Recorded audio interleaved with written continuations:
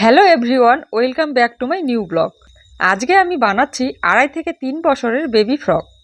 আমার মেয়ের জন্ম তারিখ মার্চের 23/3/26। তো আজকে আমি ভাবলাম যে আমার মেয়ের জন্য একটা ফ্রক বানানো যাক।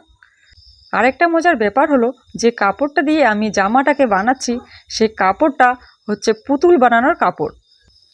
আসলে আমরা কয়েক বছর আগে বাড়িতে পুতুল বানাতাম। তো সেই পুতুলের কাপড় দিয়ে আমি ভাবলাম আমার মেয়ের জন্য একটা ফ্রক বানানো যাক। তো তোমরা পুরো ভিডিওটা দেখে কমেন্টে জানাবে যে আমার মেয়েকে জামাটা পরে কেমন লাগছে।